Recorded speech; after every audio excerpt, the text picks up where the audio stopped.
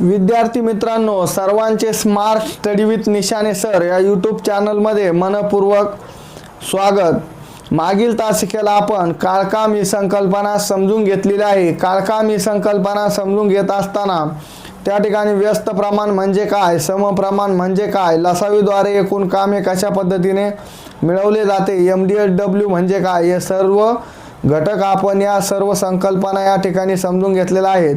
तर आता आपण या ठिकाणी या व्हिडिओमध्ये काळकाम या संकल्पनेवर आधारित गणिताचे उदाहरण या ठिकाणी सोडवणार आहोत। तर गणिताचे उदाहरण आहे ए व बी एक काम 20 दिवसात, बी व सी 15 दिवसात, सी व ए तेच काम 12 दिवसात पूर्ण करतात, तर एकटा ए ते काम किती दिवसात पूर्ण करेल। तर आपण या ठिकाणी बघा, ए व बी 20 दिवस, बी व सी 15 दिवस, तसेच सी व ए 12 दिवस यांचा एकूण लसावी जर घेतला तर बघा लसावी काय येतो, 20 × 20, 20 × 2 = 40 आणि 20 × 3 = 60।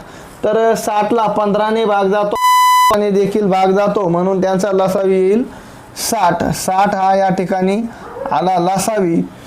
या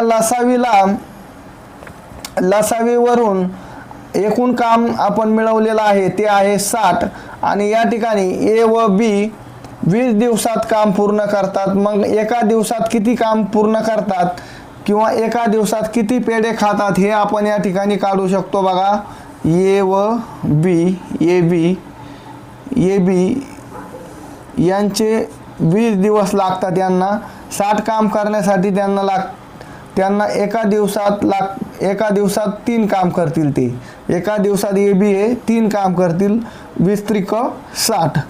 दुसरा आहे बी व सी, बी व सी ची क्षमता आहे 15 दिवसात काम करतात। ते त्यांची क्षमता जर काढली किंवा किती पेढे खातात हे जर काढलं तर 15 × 4 = 60, तर ते खातात 4 पेढे किंवा 4 काम करतात एका दिवसात।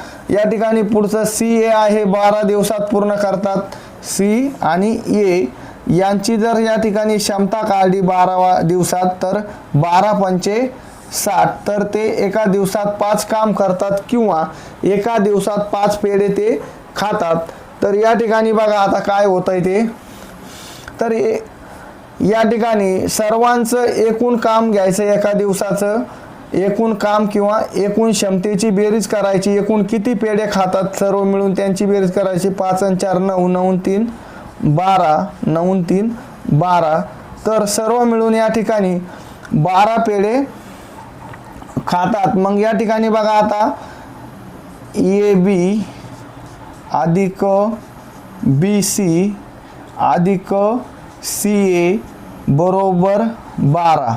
मग या ठिकाणी जर बघितलं तर ए आहे, या ठिकाणी पण ए आहे, या ठिकाणी बी आहे, या ठिकाणी बी आहे, या ठिकाणी सी आहे, या ठिकाणी सी आहे, म्हणजे सामान्यपणे 2-2 वेळेस प्रत्येक अक्षरे आलेलं आहे। मग आपण त्याला जर असं लिहिलं, 2 कंसाच्या बाहेर काढला आणि ए अधिक बी अधिक सी असं जर लिहिलं आणि पुढं लिहिले 12, तर बघा काय होतं आहे आता ते, या ठिकाणी 2 कंसाला गुणवले आहे, तिकडे आता भागिले होतील। मग ए अधिक बी अधिक सी बरोबर 12/2, बे 1 बे, बे 6 12, म्हणजे ए अधिक बी अधिक सी बरोबर 6 दिवस। म्हणजे असा जर प्रश्न विचारला की तिघे मिळून एकूण काम किती दिवसात पूर्ण करतील, तर या ठिकाणी बघा ए बी सी जे आहेत ते 6 दिवस, एका दिवसात 6 पेढे खातात किंवा 6 काम करतात।